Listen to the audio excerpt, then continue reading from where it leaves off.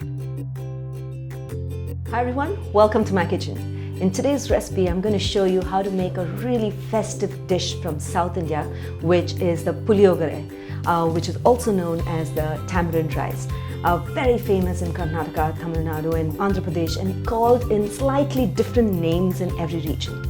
It is a dish that is made during festivities. There is a special occasion in the family like a wedding or a birthday or any other housewarming or even the festival of Pongal. And Pongal being a harvest festival, we typically make a variety of rice dishes for Pongal, and starting from Ven Pongal, Shakkar Pongal, and Puliyodharai is one of them that we make during Pongal. Today's recipe is a mother's special recipe. I learned all the tips and tricks from my mother how to make the right pulikachal to make the Puliyodharai. So without wasting any time, let me show you how to make a delicious Puliyodharai made from golden harvest Sona Masuri rice. Now to start, I'm going to actually first cook the rice in the pressure cooker. So into the cooker, I'm going to add in my Sona Masuri rice, which is, I like using rice which is aged well. So the amount of water you add depends upon the age of the rice. So here the rice is well aged, so I'm just going to add a little less than 2 cups of water.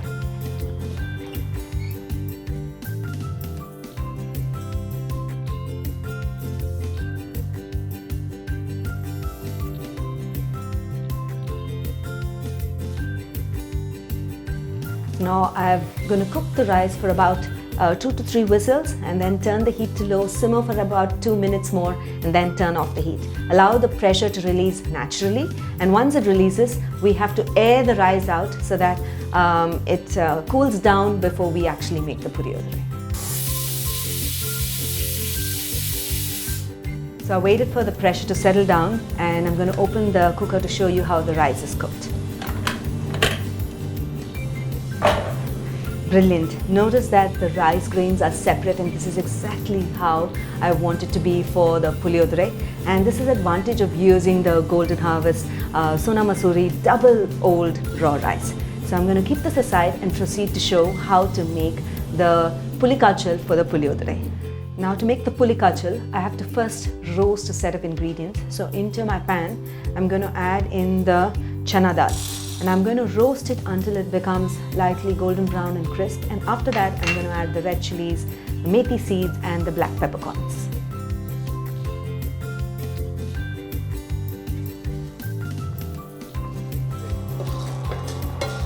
Notice that the chana dal is roasted. I can see some brown spots. It's important to roast it on a medium heat, because if you roast it on high heat, it'll just turn black and won't get roasted well from the inside. I'm going to add in the red chilies. Puliyodharai is essentially spicy, and every region comes with own red chilies that they use. So if you have your red chili which is really spicy, add it according to your taste. Okay, so I've added some chilies. I'm going to add in some black peppercorns, whole black pepper, and methi seeds, very important ingredient for making the pulikachal. I'm going to roast all of them for a good 2 to 3 minutes on low to medium heat, and until I can start smelling the aromas coming through. And you might cough a bit when the red chilies are roasting if your chili is very spicy. Okay, I'm just going to wait for that. Now that it's roasted, I'm just going to go ahead and allow it to cool a bit and then grind it into a smooth powder.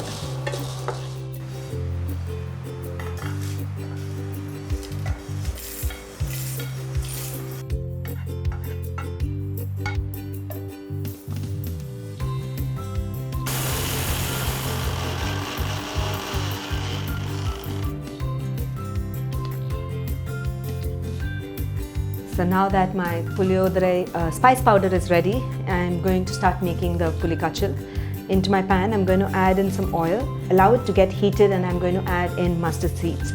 It's quite important to add right oil. If you can get sesame oil, which is also known as gingerly oil, do add that, otherwise a regular oil will also work.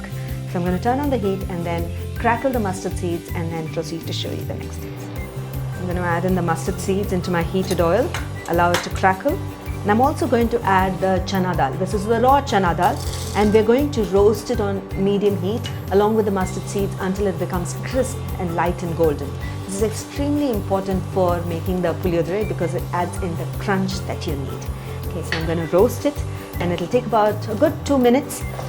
Notice the chana dal is roasted and it's lightly golden in color. It's not brown, it's not dark brown in color, but it's just light brown in color.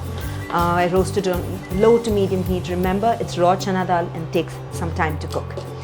At this stage, I'm going to add in the red chilies again. So if you like your thing to be spicier, so you add in the red chilies, you break them and add it. It'll get more spicy because the seeds go in, and you roast it for a few more minutes. And then after that, I'm going to add in the curry leaves, okay?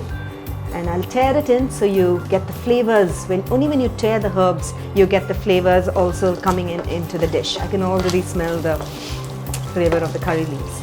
And another most important ingredient is the peanuts. Okay, so peanuts are added in Puliyodharai, and here I have roasted peanuts with me. So if you are using raw peanuts, just like I roasted the chana dal, you need to roast the peanuts in oil once again and then add it to this. But I have roasted peanuts. I always have roasted peanuts handy because it quickens the recipe of making Puliyodharai. Small tip. Okay, so I'm going to add that in, and I'm going to add in the jaggery.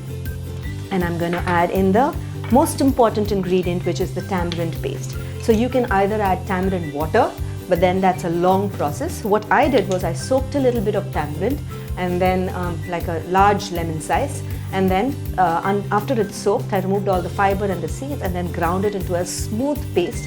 You soak it in warm water, so what happens is then it softens faster and you need less water to cook it. And I made it into a paste. It's very simple to make tamarind paste at home. I'm going to add this tamarind paste into this and allow the jaggery and the tamarind paste and all of it to melt well. So, and once it's combined, I'm going to add in the masala and show you the rest of the steps.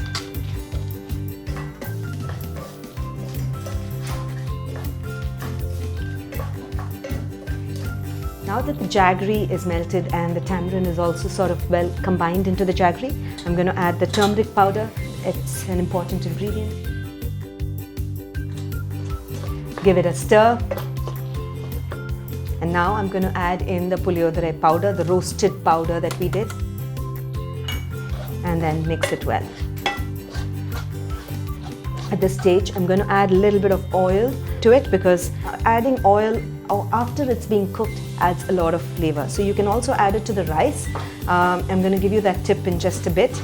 And you also add it to the masala and then cook the masala for a little bit in the pan for about a couple of minutes on very low heat, okay? Because the tamarind is already cooked and we're just going to sort of saute it in all the masala so that it absorbs the flavors well. So when you make puli kachal, essentially this is how the mixture should be. So after this, I'm going to add in the cooked rice. So remember I told you I cooked the rice and then I cooled it completely. So I actually spread it, and after I transfer the rice into this pan, I drizzled a little bit of oil, and so that the starch while it's cooling doesn't make the rice stick together. See, it's now fluffy and it's separate, and that's a very important tip. Add a little bit of oil while it is hot and then allow it to cool, then your rice will never stick to each other. This is a tip when you make lemon rice, coconut rice, tamarind rice, or any other rice that you want to make. When you have cooked rice ready, add a little bit of oil and keep it. So now that this is ready, I'm going to add in this cooked rice into this mixture. The important ingredient is the salt. I'm going to add in the salt. And give it a stir until all of this is well combined. Once it gets combined, you turn off the heat and then combine it, and then I turn on the heat again and then allow it to saute for a few more minutes.